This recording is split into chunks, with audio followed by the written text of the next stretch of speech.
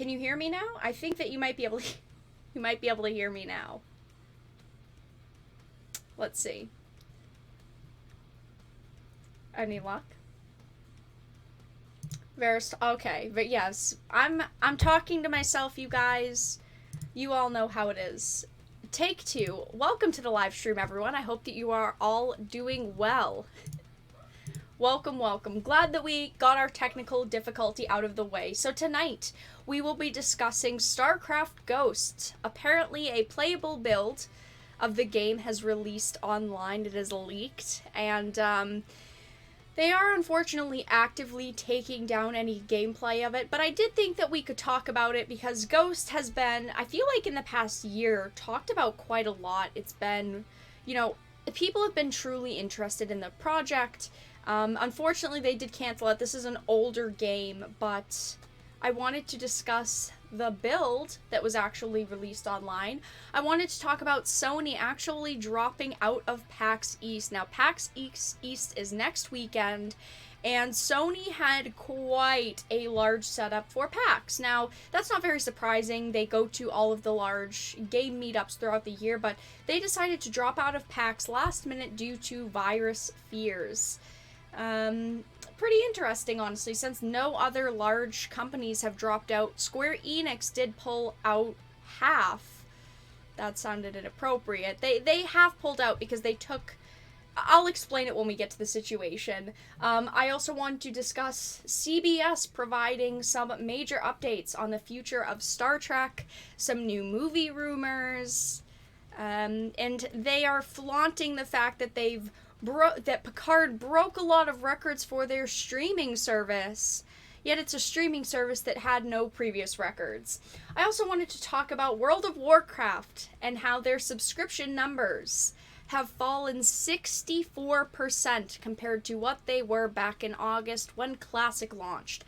They have lost all of their Classic subscribers, which is kind of hilarious to me because of the choices that they've made over the past couple of months and reasons why I and a lot of other people have decided to steer clear from their games. And I also wanted to talk about Sonic the Hedgehog outgrossing Birds of Prey in just 4 days and kind of the reasons why. So welcome everyone to the live stream, everyone that is just popping in. I will talk to you guys for a moment before we get started. CBS is celebrating the fact that they broke some records for their own service. Yeah, it's not like they're breaking records compared to other services. It's not like they're breaking a record that Netflix has. They're breaking their own records for a service that's had no previous shows that kind of had the hype and the excitement that something like Picard had. They're just kind of tooting their own horn, and I think it's honestly pretty damn silly. I'm guessing they're going to make their own event. Sony? I mean, I don't think that Sony's going to hold their own, like, PAX type of event. I wouldn't guess that they would, especially with the consoles releasing in a couple of months. But mainly the thing with Sony pulling out from PAX East is the fact that they were supposed to have playable demos of games like Final Fantasy, but also The Last of Us 2.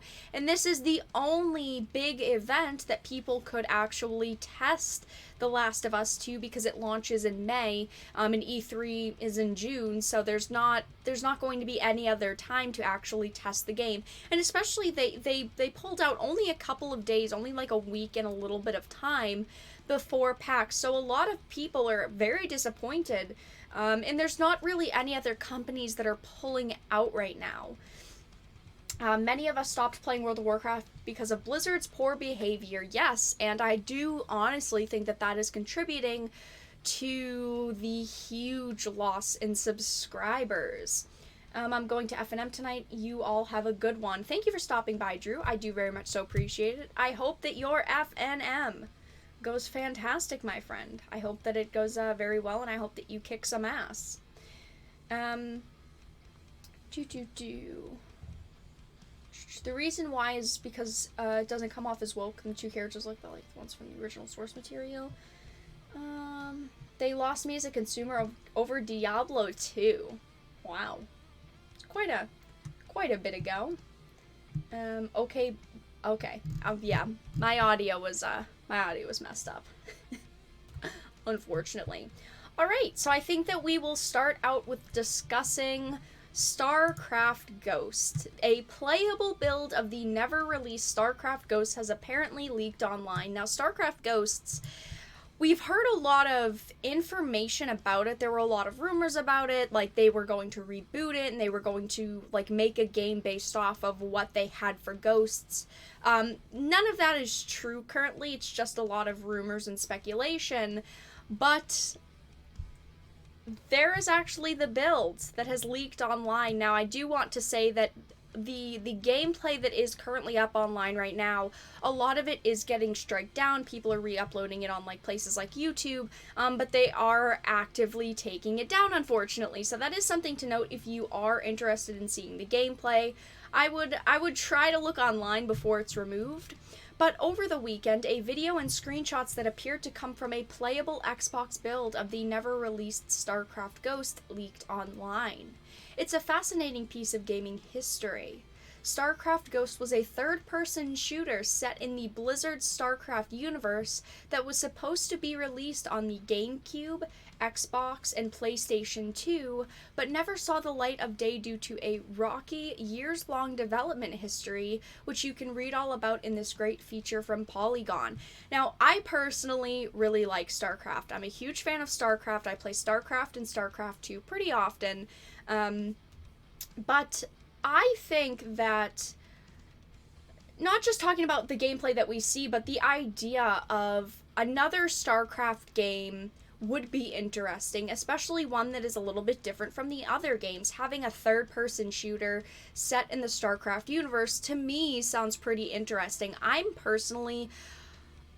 like to have a game universe, but multiple types of games set in the universe. Obviously, we have games that are, you know, the franchise is all FPSs or the franchises is all RTSs, but I do like having one universe but multiple types of games.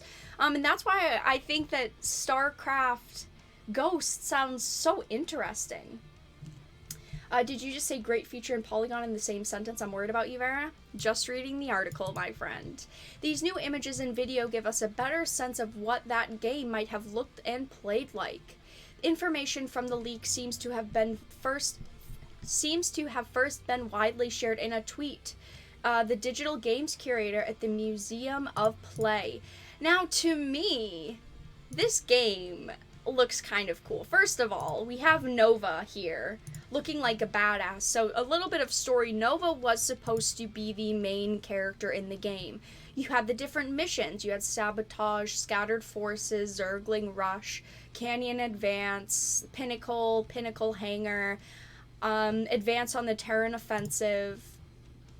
I mean, it obviously is a game that was from last generation. It's not like a brand new, shiny game, but it looks interesting to me. I get a big Halo vibe from this. I think that it looks pretty similar to Halo and kind of, it obviously is a bit different, but still. Since then, there has been a good amount of footage hitting YouTube, some of which we've included below, which some of it is still up. A lot of it has been taken away. Yeah, 2 generations ago, my bad.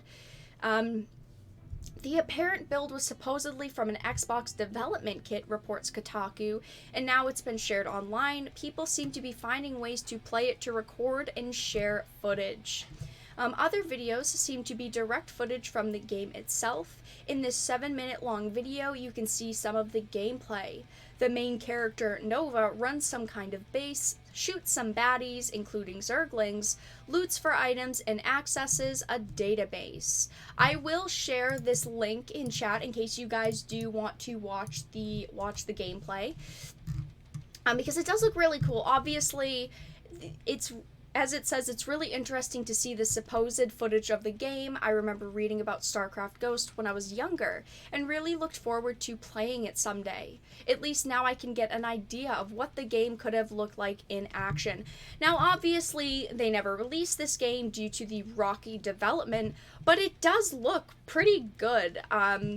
Obviously, they must have had quite a bit of content done for it. We don't know how much content they ever created for it and how far into the game they got, but for 2 generations ago, it it looks pretty decent. I'm surprised that they never just finished the project. Obviously, a lot of developers had quit, a lot of the lead developers had left Blizzard at that time, so I do understand that that was a transition period for Blizzard, but it does look interesting. So that's all that we really know right now. Some of the gameplay has leaked online, but I did want to just talk about it in case there's ever more gameplay leaked on it, because I do like Starcraft, and I think that this could have been a cool project. Obviously, it may have not been the best game to ever be released, but I do think that it was, and it looks like it could have been a fun, enjoyable game.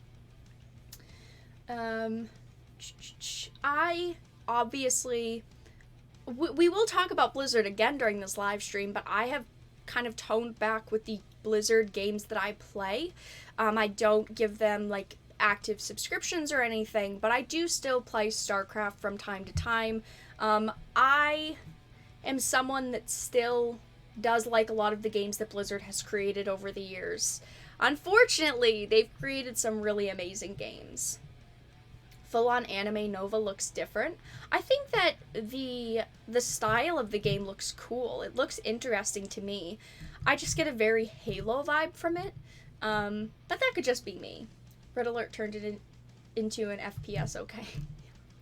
Alright, so that's all I really wanted to discuss with Ghosts.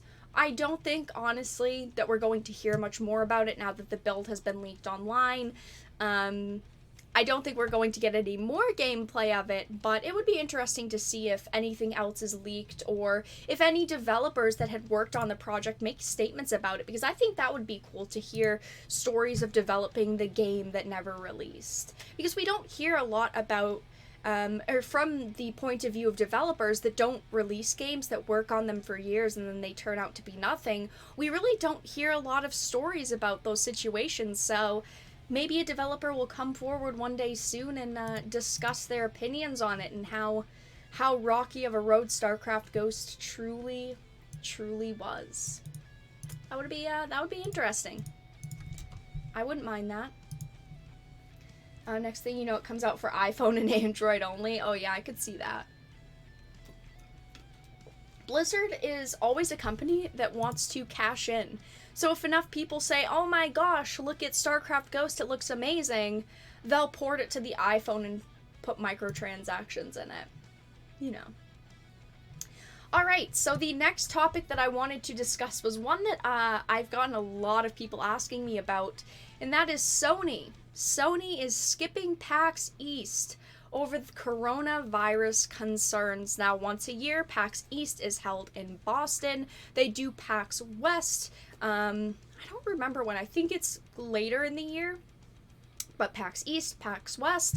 And due to the coronavirus currently and the kind of the fear around it, Sony has decided to skip PAX East, and they had actually only announced it a couple of days ago, so they really only gave people that were planning to go to PAX like a week and a half to know that they are not going to be there, and they had so much space. They had a lot of space. They actually have had more space combined than the indie part of the convention, if that tells you anything. Sony has decided not to attend PAX East next week, despite teasing a prominent presence just weeks ago, following growing concerns over the coronavirus. We felt this was the safest option as the situation is changing daily, the company said in an updated blog post. We are disappointed to cancel our participation in this event, but the health and safety of our global workforce is our highest concern. PAX East is one of the largest gaming conventions in the US, bringing tens of thousands of people to the Boston Convention Center each year. Sony was poised to bring its highly anticipated game, The Last of Us Part 2, to the convention, making it the first time that the public would have a chance to go hands-on with the game. Other games Sony planned to bring to the show include Dreams, Iron Man VR, Neo 2, Doom Eternal, and Splunky 2. Now, this is the big problem with Sony skipping, is the fact that this was the first chance that people would be able to play and test The Last of Us Part 2, but it is the only time that people would be able to go hands-on and play The Last of Us Part 2, because we have PAX beginning of March, and we have in 2 more months the game actually releasing in May. So that is a big problem to a lot of people, because you can't test it now. Obviously, we've seen some gameplay online, and I'm sure that they're going to push on social media and on, like, YouTubers and Twitch channels. They're probably going to be pushing their game and kind of ads, but this is really one of the only times that people would have been able to test the game out. Now, The Last of Us Part 2, gameplay-wise, from what we have heard, is not very different than 1, because it does lean very heavily on the story, but it's still a fact that people were very excited for Sony. You would expect Sony to be at one of the largest conventions this year, especially with the fact that they are going to be launching their consoles at the end of the year. A lot of hype was put into this event for a lot of people. The most recent coronavirus outbreak appeared in Wuhan, China at the start of December and has rapidly evolved into a world health crisis. More than 75,000 cases of people with the coronavirus have been confirmed, and there are more than 2,000 deaths. The majority of the illnesses are in China. Still, some cases have been confirmed in more than 24 other countries, including the US. There's only been like 4 cases in the US, and all of them were people traveling, but besides that point, Sony isn't the first company to pull out of a convention over the coronavirus concerns. Multiple tech companies pulled out of the Mobile World Congress, the largest mobile phone convention in the world, due to the virus. Mobile World Congress's organizer, GSM Association, decided to cancel the event entirely. Now, to add to this, Square Enix has actually decided to kind of pull out from a lot of what they were planning to do at PAX East. To add to this, this was actually just announced a little while ago, like 2 hours ago, so this is also something that I wanted to discuss. Square Enix joins Sony and cancels PAX East plans for Final Fantasy. This difficult decision was based on our desire to prevent any potential spread of the virus. Now, they actually give a reason as to why they are pulling out. With Sony, they're saying it's due to the virus, but a lot of people actually have this theory that Sony just wanted to save money so that they would pull out. Doesn't make a lot of sense to me, since they were originally planning to be there. But in addition to Sony, Square Enix's Final Fantasy Japanese team, not the US team, more on that in a moment, is pulling out of the show entirely due to health concerns. The studio shared their thoughts directly on the official Final Fantasy XV blog, The Lodestone, citing that the outbreak of the virus throughout the East Asia region.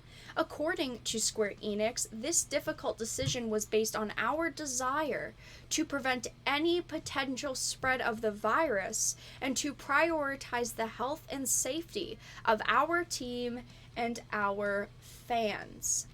As a result, the PAX East festives for Final Fantasy XV have been scaled down and will now pivot to a live stream from Japan on Saturday at 8 p.m. ET. There will be no photo op or autograph sessions or fan gatherings at PAX East, though the booth and demo stations will still be present, just with no dev team members manning it. So they have decided to, instead of send their Japanese employees that were supposed to be there, they've just decided to basically cut their attendance in half. It does sound like a large number of the people that were supposed to be going and kind of representing Square Enix were part of their Japanese team. So, unfortunately, Square Enix they're still going to be there, but they are kind of, half pulling out. Like, it's worrying. The thing with this is no other large companies have really said anything on the virus. Now, PAX East themselves have addressed the coronavirus concerns and said there will be, precautions set in place, and there will be better like sanitation and cleaning and whatnot to help keep like the atmosphere clean and just kind of keep the environment clean. But who really knows if we are going to see any other companies pull out. I would be curious to see if anyone else really says anything. Obviously, a lot of the companies are going to pull out. We're a week away. You can't just reschedule a convention like this, and a lot of companies have already paid for their space. Their employees are already scheduled to go, so who really knows? But right now, people are very upset with the fact that, some of the games that were supposed to be highlighted, like Doom Eternal and The Last of Us Part 2, will not be at PAX East, which for me is a little bit disappointing to hear. Obviously, I do understand that companies want to keep their employees and other people safe, but if the people running PAX and setting up PAX aren't really concerned with it, I think for these companies it's more beneficial to go. Sony has never made money on consoles. They make their money off games and microtransactions, right? But they're not going to be highlighting some of their big games this year and their exclusive titles because they're not going to be at PAX East.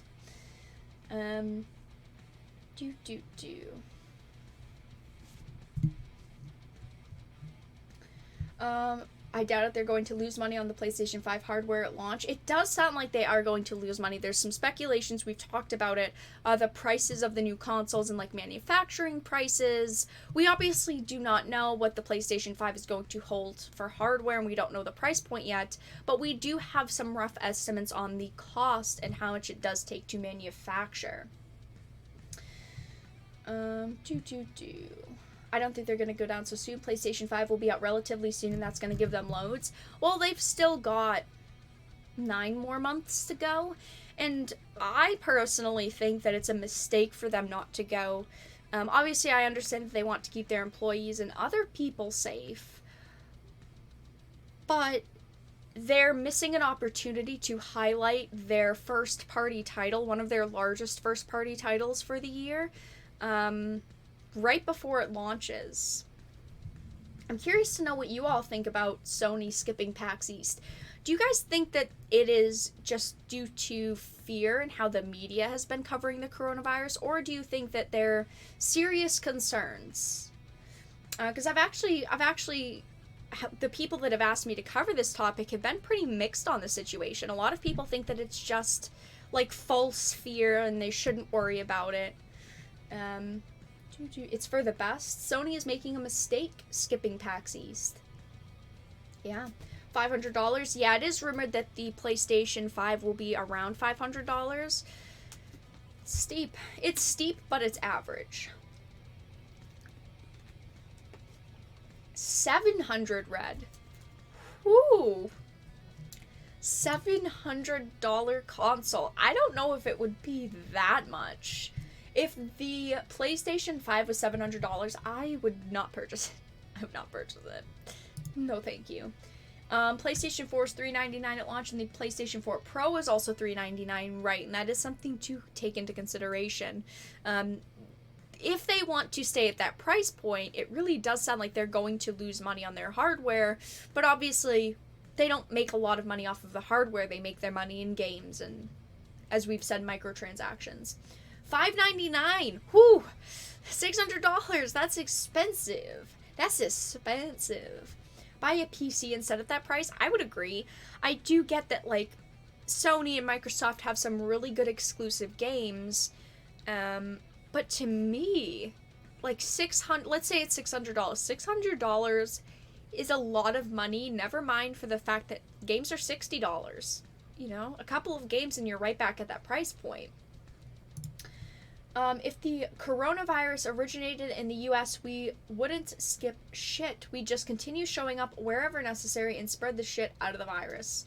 All for that sweet, sweet profit. Wow, Daryl. Coming in with the truth. 600. I don't know. Personally, I think that the PlayStation 5 will be I want to say $3.99 because looking back at their other consoles, that's been the price, but I don't think they'd be afraid to go to $4.99. I don't think they would. Due equal sale disappointment, yeah. Alright, so that's all I really had to discuss with Sony and PAX. If any other companies pull out of PAX, I will let you guys know. I'm very curious to see if anyone else does, but I think that this is kind of the announcement time, so I think that if anyone was pulling out, we probably would have already heard about it. Alright. Let me copy and paste the next article in.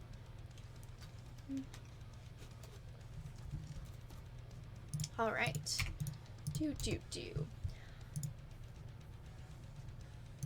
Next, I wanted to discuss CBS, Star Trek, and Picard. Now, so far, as an update, I don't think that Picard has been bad so far. Now, Picard has been mediocre.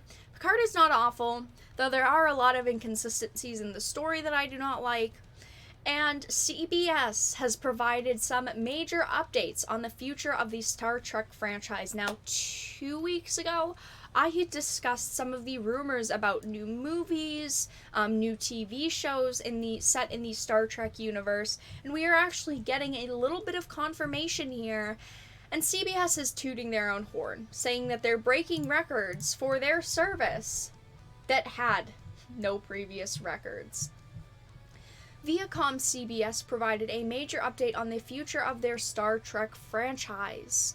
They recently confirmed that a Star Trek feature film is in development while also touting that Star Trek Picard broke records for CBS All Access. What other shows have been big that have been on CBS All Access? I'm going to ask you guys, seriously. What other shows have there truly been besides Picard? Because there's been nothing to the size and the excitement of Picard as far as I know. Tooting their own horn. NCIS. Talking about PC stuff, my friends. While live tweeting Viacom CBS Q4 2019 earnings conference call, they confirmed that Star Trek Picard broke records for their streaming service CBS All Access. Not only did they detail the show broke records, but they indicated that they would be expanding their Star Trek footprint. The Viacom CBS Twitter account quoted CBS president and CEO, who stated, "On the heels of Star Trek Picard on CBS All Access, which broke our records for total streams and subscriber signups, we're now taking the Star Trek franchise and extending it across the house." Now, yes, obviously a lot of people were excited for Picard. I'll be honest, I was excited for Picard. I really, truly want Star Trek to succeed, and I want all of these shows to succeed and to do good. But unfortunately, if we look at Discovery for a moment, that show is not very good. And now Picard. I feel very torn with Picard because I do think that there are some moments in the show so far that have been pretty good. They've been well acted, they've been decently scripted, they've been decently filmed. But as a series overall, I don't think that it is amazing. And with me, if you are going to make something with the name Star Trek on it, it has to be good. We're not talking about a new franchise here. We're talking about Star Trek, something that so many people love and appreciate, and I just want them to do good. I personally think that if you're not going to give your all to this franchise, you shouldn't mess around with the franchise, and you shouldn't touch it. Just make a new franchise. Create something new. Is it that hard to do? Apparently it is. Their earnings press release also stated that Picard broke internal records. It reported in January the premiere of Star Trek Picard on CBS All Access broke internal records for total streams and subscriber signups. Of course it did. It's Picard. I am sure that the series started very high. They got a lot of media, because they were getting a lot of media attention, they were getting a lot of fan attention. But as the series has gone on, I know that a lot of people have been less than happy with it. I would be curious to see their subscriber numbers and how significantly they've dropped over the past month, almost 2 months. However, of course, they did not provide any numbers on the subscriber signups or the total streams. He also left out any detail on the subscription signups. For example, we do not know if these signups were free trials or paying customers. That is something that CBS would do. They'd say, we've broken records. We've broken our own records. We're so excited. We're so humbled that you guys enjoy our content so much. Yet we truly do not know what records have been broken because they haven't released any of the numbers. I think that if a company was truly excited about their numbers, they would probably release them.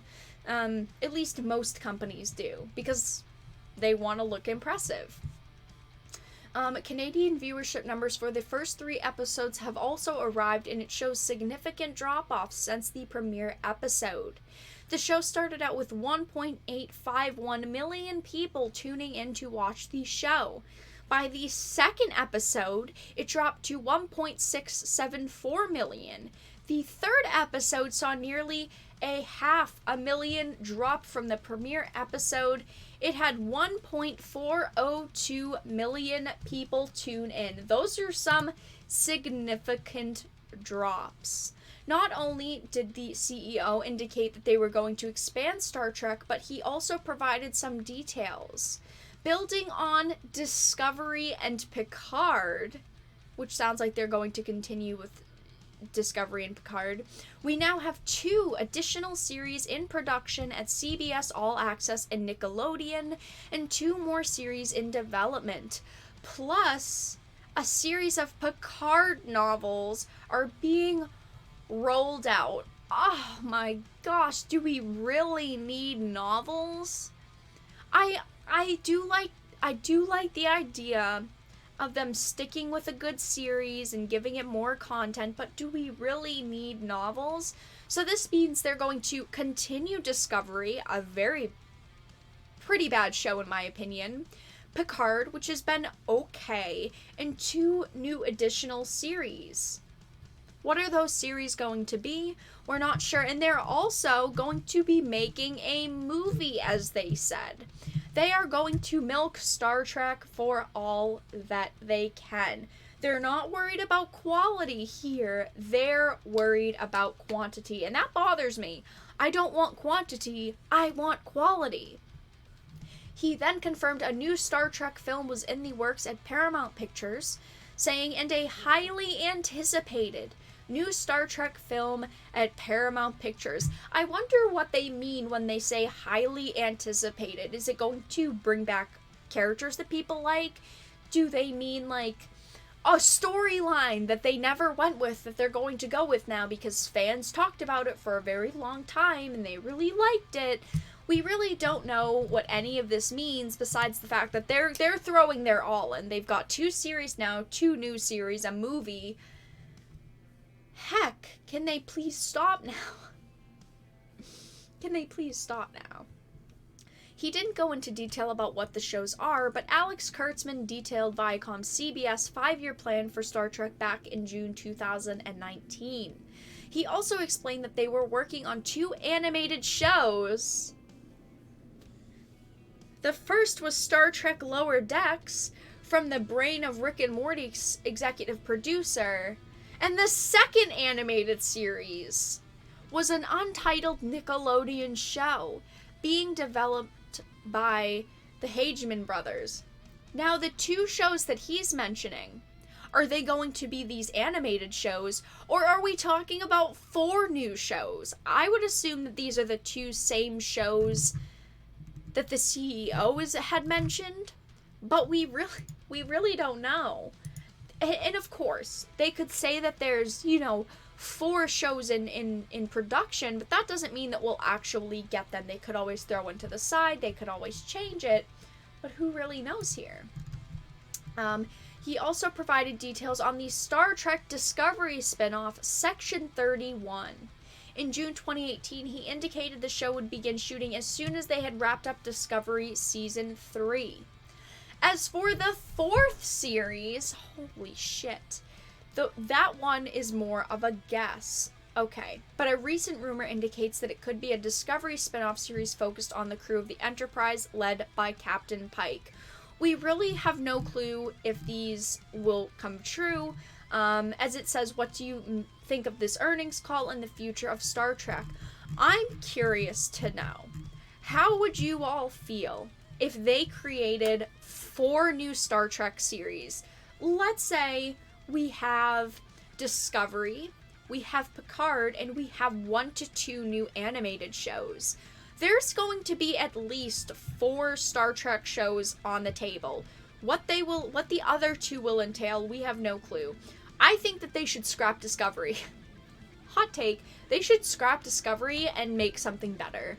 I think that Picard so far is okay. I do, before I truly want to judge the series, is see how it ends. We're on episode 5. We only have a couple of more episodes left. I'm curious to see how they will end it, because they are going with a lot of nostalgia right now. They're bringing up a lot of nostalgic characters. They're bringing them into the show. I personally think that 4 series is too much. Now, don't get me wrong. I really love Star Trek. I think that it's great. But people are going to get burned out. Like I had mentioned last week, or on Tuesday, in my last discussion stream, I had talked about Marvel. Now, and all of these superhero shows, DC, Marvel, CW, people are going to get tired of superheroes soon. You have the Marvel movies, you have Disney Plus that has Marvel TV shows, you have DC, you have the movies, and then you also have like the CW shows. Then you have this spin-offs like Gotham. It's becoming too much, and honestly, it's just, I'm getting worn out with it, and I'm a huge fan of these franchises and a huge fan of these characters. I think that if they put 4 Star Trek shows on the map, 2 of them would be out. 2 of them people would completely not watch because it's just too much. So that's all that I really had to discuss with Star Trek currently. I am curious to see what is going to happen next with Star Trek. If, all of these shows will be greenlit, and in 2 years we'll have 4 Star Trek shows going on and a movie, or maybe if they'll tone it back a little bit. They're going with quantity over quality, and I personally think that they should be going with quality over quantity. But hey, that's just me. Who am I? Who am I to judge the almighty CBS? Who am I to judge? I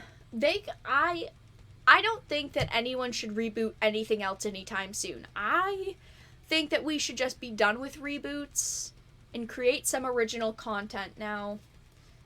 I don't think that a lot of the writers in Hollywood are good enough to write original content, but there's got to be someone out there that can do it.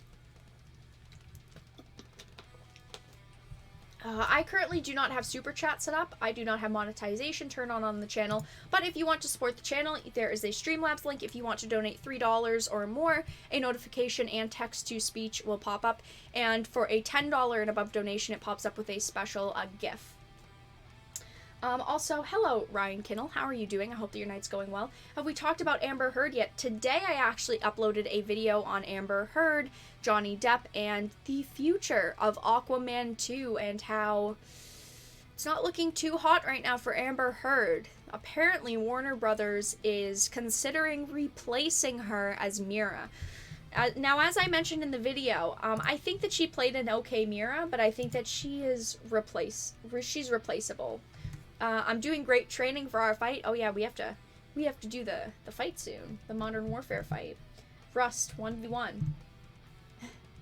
I'm gonna kick your ass, it's fine.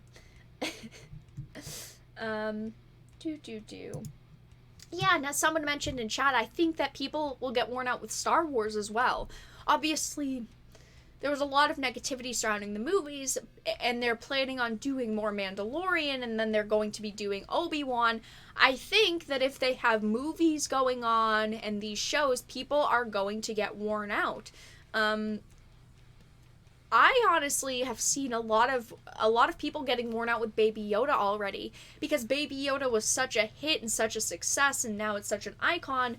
People are like seeing Baby Yoda everywhere. You know, they're doing Build-A-Bears, and they're doing like t-shirts and mugs, and they're making Lego sets. They're over marketing Baby Yoda. Now I think Baby Yoda is cute as heck, but when you over market something, the excitement wears off, for me personally. Alright, let's move on to World of Warcraft. Let's shit on Blizzard a little bit, you guys. You know, it's my favorite pastime. What's this game? Alvnar? Oh, damn. The ads are getting me. I can't go to MMO websites, or else, like, I just download, like, 10 new games. It's an addiction. She did good as Mirren was smoking hot. I don't care what she did to the old boy. They should keep her. That's a pretty out there opinion, Grizz. It's a pretty out there opinion, my friend. Sorry to say. Alright. So we have finally heard the secrets of Blizzard and the World of Warcraft subscription numbers over the past couple of months. Whew. They have lost nearly all of their classic subscribers. Superdata's January 2020 game industry revenue rankings are up, with only mild shakeups since December 2019. On the PC side, Red Dead Redemption 2 dropped from the list, as did Call of Duty Modern Warfare, allowing the entry for Dragon Ball Z and the uptick by one place of both World of Warcraft, West only again, CSGO, Halo is gone again, as Dota 2 and World of Tanks return to cap off the top 10. Whew. On the console side, FIFA and Call of Duty continue to duke it out for supremacy, and Fortnite's dropped another spot. Superdata specifically calls out the gradual decline for Fortnite and weakening revenue of Apex Legends in the contrast with PUBG, where PC spending was up 512% month after month. That's pretty shocking to me, honestly. Pokemon Go has fallen from the top of the list on the mobile side, but Roblox has apparently had a pretty good month. Good for Roblox, great. That's oof. Oof. Of most interest to the MMORPG players, the analytics firm also shed some new light on how World of Warcraft is doing, especially since Blizzard stopped releasing sub numbers, and the recent earnings call made multiple explicit claims from Bobby Kotick and other Activision Blizzard reps about how the addition of WoW Classic doubled the size of the active World of Warcraft community in the second half of 2019. Kotick did not, as we noted at the time, claim that Classic had actually held those numbers through the end of the year. And now we know it definitely didn't. And he knew that as he talked it up anyway during the call. Here is the Superdata's statement. The new World of Warcraft update, Visions of N'Zoth, successfully turned around declining user numbers. Subscriber numbers grew 17% from December to January, not including China. However, they were still down substantially, 64% from August 2019, the month World of Warcraft Classic was released. Now, when World of Warcraft Classic was released, people were very excited. I mean, the game absolutely blew up, as you can tell. The numbers were huge. There were millions of people playing it. The servers were packed. There were 18-hour queues on some servers. But While I do think a big problem here is the fact that Classic doesn't have any new content. Classic came out and they really have only released one set of new content. A lot of people have gotten to Endgame and they just don't want to play it anymore. There's nothing to do. And with retail, we've gotten no news on the new expansion, when that's going to be coming out. So right now, in World of Warcraft, there really is not a lot going on in the game for people that maybe are end game, have their gear, have everything that they want. But now, while I do think that Classic was a big problem with the 64% decline, I do think that the press situations that Blizzard has gotten themselves into over the past couple of months have truly hurt their market as well. First of all, we had the Blitzchung situation, which happened fairly pretty close to Classic launch. Of course, I think that really hurt them because there was the boycott Blizzard movement going on. I mean, people were going to BlizzCon and people were very upset with Blizzard. People were protesting them. Now, since that, it has really died down. Obviously, the first 2 months of the situation happening, people were very upset, very distraught, and a lot of people were boycotting Blizzard. But we also had Modern Warfare's launch, which had a lot of problems too, because of microtransactions and the lies with the content, saying there's gonna be content in the game, then there wasn't, saying that there wasn't going to be microtransactions, and there kind of is, there was a lot of problems with Modern Warfare's launch as well, and I do think that all of these things combined have truly hurt Blizzard. And I'll say it, I do like a lot of Blizzard products. I do like World of Warcraft. I've played it for 2 years now, pretty consistently. I do, of course, like a lot of Blizzard content. I like Starcraft, Diablo. I mean, I could go on. I do really like a lot of their games that they've created. But I stopped supporting Blizzard a couple of months ago when the Blitzchung situation happened because all of this. Now, I did purchase and play Modern Warfare because it was donated to the channel. When something's donated, I'm going to play it. But besides those things, I have not purchased anything from Blizzard. I have not supported them monetarily. I wanted to play an MMO, and I decided, instead of just freaking supporting Blizzard, that I would support EA. Does that say anything, you guys? I was playing, and I still do play Star Wars The Old Republic, the MMO. I have played that game on and off for many years now, since a year after it launched, and I pay an active subscription most of the time to that game. Which it's kind of a World of Warcraft clone in a lot of ways. The combat's pretty similar, the classes are pretty similar. But I do think that all of these things combined really hurt Blizzard. And also just their shitty statements saying that, the Blitzchung thing wasn't due to their Chinese investors, when we know that's a lie, and just them not truly apologizing to him. All of these things are hurting Blizzard. When EA is the lesser evil, you've hit a new low. I know. I would rather support EA than Blizzard. If we're reading that right, WoW's sub-base spiked way up in August, then plummeted over the course of the fall, then perked back up a bit in January. Now, I do think that it perked back up a little bit in January because they had done the newest patch. But Blizzard has still lost the majority of subscribers it had picked up with Classic over the quarter. Now, I thought that Classic was pretty good. When Classic launched, it was decent, but honestly, it's not that great of an experience. It's okay. It's a 6 out of 10, maybe a 7 out of 10. But there are definitely other games that you can play and have a very similar experience. And again, the problem with Classic is the fact that there's no new content with it. There's no new content launching. It's a big problem. It sounds bad, but before you run off to dunk on Blizzard in the comments, let us point out that SuperData's display of WoW is separate East and West divisions, unlike nearly all of the other games in the rankings, has been ambiguous for the last few years, apparently because the firm lacks access to some or all of WoW's China data. How does that sound? That they don't even have access to WoW's China data. Wow, that's great. This is a great business plan. We note this because J. Allen Brack said specifically during the conference call that Eastern WoW player engagements with Classic had been particularly strong. Therefore, we think it's possible China may not be reflected in Super Data's figures. So really, we have no clue. But this is the list. That's truly what I wanted to talk about. Now, as I said, I think that there's a lot of factors going into this. Classic not having new content, all of the situations with Blizzard, all of their PR statements. I just think that it's left a bad taste in people's mouths, and now they are truly seeing the backlash, and it's hurting them. I would assume that losing all of those Classic subscribers has really hurt them.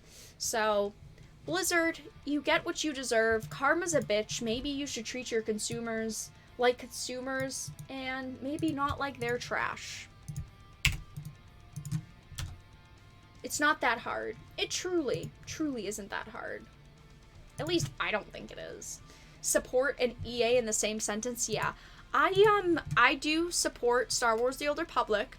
Now, another big reason why I do is because it's a BioWare game. BioWare has not had the best reputation lately, but I do think that they have created some amazing games. And I personally think that BioWare and EA deserve my money more than Blizzard does. That's not saying something.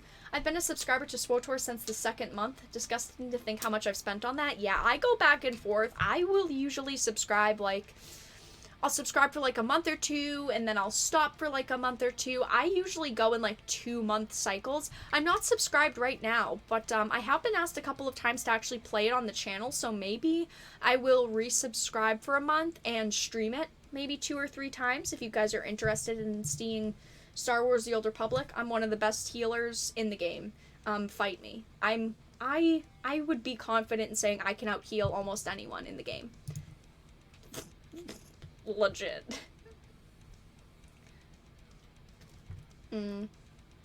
Yeah, that's true, Rez. BioWare is another empty husk costing on games. Coding on games made many years ago. Nobody that made BioWare even works there now. I know. I still do have a bit of nostalgia for these companies, though, and I do also really like the team that's behind Star Wars The Old Republic. The team of developers has been really amazing. They've truly listened to fan opinions over the years, and I do think that a lot of the content in the game has been put in because fans really wanted it. So I think that they've done a really great job with the game so far, which is why I support it, even though maybe some of the companies attached to it aren't the best. You know, you can only stay mad at companies for so long, and if you really like a game, it's very hard to not play it when you really like it. Which, I'm someone that says, even though a lot of people might be mad at a company, that doesn't mean you have to stop playing a game. You know, there might be boycott Blizzard going on, but if you like their games, just play them. Their games, you know, play them if you want to. I never tell people to not play games if they don't, if they like them. The shitty Trinity, BioWare, Bethesda, Blizzard. I don't know. BioWare isn't the worst. BioWare is not on the level of Bethesda and Blizzard, in my opinion. I really stand by that. I really don't think they're as bad. Hey Vera, quick question. Switch Pro Controller or Xbox One Controller? Xbox One Controller. They're very similar, but I do prefer the Xbox One Controller. Just a little bit. You really want to fight? I'm the best damn healer in SWTOR. Fight me. Alright, so I think that we're going to move on to the last topic of the night, which is Sonic the Hedgehog outgrossing Margot Robbie's Birds of Prey in just 4 days. Sonic the Hedgehog destroyed its competition at the box office, including Birds of Prey. The movie that was originally named Birds of Prey and the Fantabulous Emancipations of One Harley Quinn, excuse me. And now it's called Harley Quinn Birds of Prey. I don't know why they keep changing the name. Please, stop changing the damn name. It's confusing. The video game adaptation outgrossed Birds of Prey in just, 4 days. According to the numbers, Sonic the Hedgehog brought in a little over $70 million in the first 4 days that it was in theaters. Hello? Do I know you? In contrast, Birds of Prey earned only $35.1 million in its first 4 days. Whew. The film still hasn't reached the $70 million mark. I do think that it has. This article's from 2 days ago. I think that it did. I'm not sure, though. As of February 18th, Birds of Prey has only grossed $63.5 million domestically. The difference at the box office is glaring, especially in how the two movies treated their fans in the lead up to release. This is a huge thing, in my opinion. It's just the difference in how consumers and fans were treated here. And that's why this movie is doing so much better than Birds of Prey. After Sonic the Hedgehog was roasted following the release of its first trailer, director Jeff Fowler announced that they would be redesigning Sonic and even delayed the release of the film. In my opinion, I am very glad that they held it back. I think that the redesign really paid off. I think that Sonic looked really good, and I think the movie overall was pretty good. Sonic the Hedgehog creator even praised fans for getting Sonic redesigned. That is what I like to hear. Instead of the creators being upset that fans voice their opinions and saying you guys are, insulting them and saying you guys are awful people and the fans are awful, the creator has said thank you for giving us your honest feedback, being respectfully giving us your opinions, and thank you for just voicing your thoughts. We will redesign it for you. And I think that that's great, that the creator was not attacking fans by being offended. They just said, you know what? Okay, if you guys really don't like it that much, we'll reconsider it. However, Jim Carrey would talk about his own personal opinions about President Donald Trump while promoting the film. He did not indicate the film would have any kind of political messaging. In fact, Carrey would actually be lampooned for cracking jokes on the talk shows. This was a very big worry about the movie, but the movie did not have any sort of political messaging, which again, I think they did great. A big problem with Birds of Prey was the fact that the movie literally insulted the majority of its audience. This mostly men. Over half of the audience for the movie was men, and all the movie was filled with men are bad, anti-men. Who's gonna want to watch that? Birds of Prey faced similar criticism regarding the characters' designs and aesthetics. However, this criticism was ignored. If you guys didn't see one of my last videos talking about the movie, the outfits are awful. The outfits are trash. These outfits are not empowering, and they literally look like dollar store outfits that are ruined. It's not empowering. It's not attractive, and these women don't look like they're ready to kick your ass. They look like they're ready to go and buy some new clothes. Hot take. Birds of Prey costume designer Erin would also respond to the tweet in an interview, and of course she just had to attack people, saying, I wanted women and men to look at them and think that they were beautiful and cool and awesome and sexy and strong. I designed for the characters. I designed the way I would design, the way I would love to portray women. This isn't a movie. This isn't your pet project. This isn't a movie that you can just say, well, I think the characters should look this way, so I'm going to make them look this way. You are basing these characters off of already pre-existing material. She didn't try to stick with that at all. She did a little bit, I guess, with the pink and the blue theme. And she kept the mallet, but it looks so bad. In my opinion, it looks so bad. However, as Business Insider Australia notes, her words might be just that. The production notes for the film reveal that she said that she wasn't interested in creating a bunch of purely sexy looks, but designs these women could feel great in. As a woman, if I put that on, I would feel embarrassed. This does not look good at all. These women don't look like they feel empowered at all. They don't look strong. They don't look seductive. They look embarrassing. That's what they look like. And even Margot Robbie told Vogue, yeah, it's definitely less male gazy. I'm a woman, and I don't even want to see these characters in this because it's embarrassing.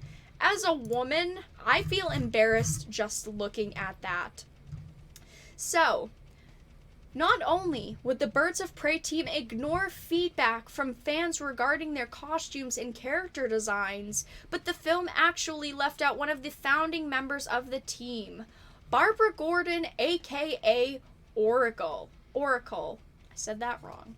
Margot Robbie even described the character as integral to the Birds of Prey team in the lead up to the film.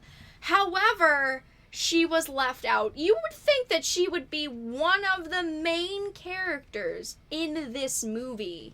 But of course, she just couldn't be in it. We can't have that. We can't have Barbara Gordon in the movie. Honestly, I'm kind of glad that they left Oracle out so they couldn't butcher her character. Honestly. That's pretty sad that I'd rather them not feature a character due to those reasons. The Birds of Prey film also starred McGregor to go on every show and claim that the movie was a feminist film that would lecture its audience about misogyny. A lot of people actually did not see that in the movie and did not get that vibe from it. I agree. I think Ewan McGregor was spot on. Even though he said, "Oh, it was just press, we're just trying to get people to talk about the movie," I would 100% agree with his statements. And while Sonic received praise from its creators, Chuck Dixon criticized Warner Brothers and the film's production team for excluding Birds of Prey creator from the credits. The film couldn't even honor the creator of the Birds of Prey team. How awful is that? Honestly, that's awful. Come on. Needless to say, the marketing, production, and development of both films are night and day, and the box office reflects that. I truly think that Sonic was such a night and day compared to Birds of Prey. It is such a good movie compared to Birds of Prey. And Birds of Prey did have a couple of scenes that were okay. I obviously like the actresses that they chose. I think that the actresses are good actresses, but they were told to portray bad characters. The writing was bad, the scripts were bad. Overall, Birds of Prey was awful, and Sonic was pretty good compared to it. Sonic, I've talked about, I think that I would probably give it a 6 or a 7 out of 10. It wasn't the best movie I've ever seen, but it definitely had a lot of comedic value. The animations were pretty good, and overall, it was night and day compared to Birds of Prey. But that's all that I really had to talk about tonight, you guys. I will go into the Q&A portion of the live stream. If you guys want to ask me any questions, please feel free to ask them in chat now, and I will stick around with you guys for a couple of minutes. So those are the topics that we discussed tonight. I think that there is... I think that the problem overall with Birds of Prey, for me, was just the writing. I don't even think that the outfits were as bad as they could be. I truly think that if the characters were written well, maybe we could get around the things like the outfits, and they're awful. But the writing was just bad, and the overall message of the movie was just poor, in my opinion. So there was some leaked footage today of Robert Pattinson's Batman. Now, I think that the Batman costume looks interesting. It is, it's more of a tactical outfit. I can't show you guys on stream because they are striking down currently people putting images in the videos, in their live streams, and also in their videos. But it looks interesting. It's very tactical. I think that it looks Ben Affleck. I think that it definitely has that aesthetic to it. It's very thick, padded armor. It's bulky, but it does look interesting. Place your bets. How long until there's another Harley Quinn flick that's even worse than Birds of Prey and Suicide Squad? Honestly, I don't think that it can get much worse than this. We have seen some leaked images of Harley Quinn in the Suicide Squad that James Gunn is directing, and she looks completely different. She is in her normal Harley Quinn black and red. She's got like another like mallet. She looks interesting. They're leaked images, but she's definitely much closer to original, like, Harley Quinn. She looks more interesting in that than she does here, that's for sure. Even though we've only seen, like, one leaked image. That was it.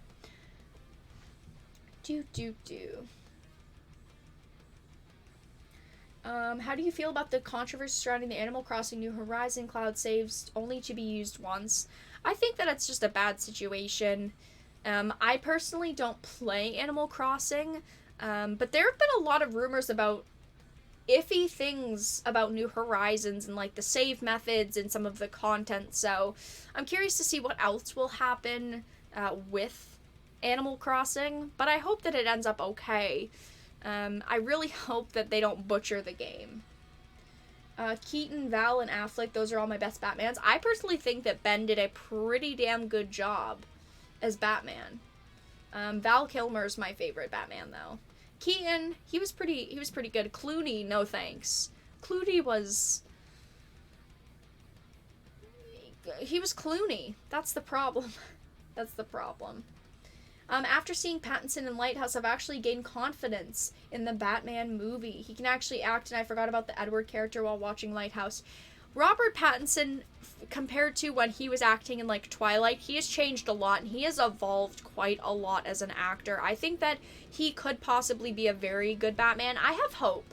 I don't like to go into anything with a negative viewpoint on it. I like to go into it with hope and excitement, and I do hope that this new Batman will be a very good Batman. I thought everyone hated Val Kilmer's Batman. I think I like Val Kilmer's Batman is because he was the most attractive Batman. He was a solid 10 out of 10. I mean, he was like almost an 11 out of 10. He was good. He was good. He was a good Batman, though. As the character, he played a good Bruce Wayne. In my opinion, the actor that plays Bruce Wayne / Batman in Gotham, I don't remember his name, but he's younger, but he played an amazing depiction of Bruce Wayne and Batman. He was great. LOL, oh my god, Vara. Val Kilmer was hot. He was good. He was good. Pattinson didn't like playing the role of Edward in Twilight. He most likely did it to get his career going. Yeah, and I don't like to judge actors with the movies and the shows they do at the beginning of their careers. Some actors automatically have that talent and can automatically show that stage presence. But some actors, like him, had maybe a little bit rougher of a start. And as the Twilight movies went on, they definitely progressed, and his acting definitely got better. But I think now, compared to 10 years ago when Twilight was first out, he has definitely evolved quite a bit. And I also think that way with Kristen Stewart. She, isn't usually in a lot of good movies, but I think that the Snow White and the Huntsman movie was pretty good. She did a decent job.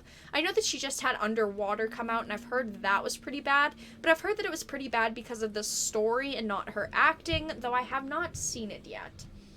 Val Kilmer is unfairly attractive? Yes, definitely. Honestly, for all that amount of cash, I'd do both Twilight and Harry Potter all over again. He was in Harry Potter as well. He was Cedric Diggory, I think that's his name. He was actually pretty good in that. Wasn't too bad. But all right, you guys, I am going to end the live stream here. Thank you all so much for stopping by tonight. I do very much so appreciate it. If you guys want to support the channel, you can by joining our Patreon. You can join and become a supporter for just $1 a month. You can become a Dark Titan. Also, if you are not already part of our Discord server, please make sure to join that. I tag you guys when I am live streaming. I discuss with you guys the next games that I will be playing and when I am live streaming and what videos I am creating. Also, make sure to follow me on Twitter if you are not already. It is all linked in the description in case you guys are interested. But thank you guys so much for stopping by tonight. I do very much so appreciate it, and have a fantastic night, everyone.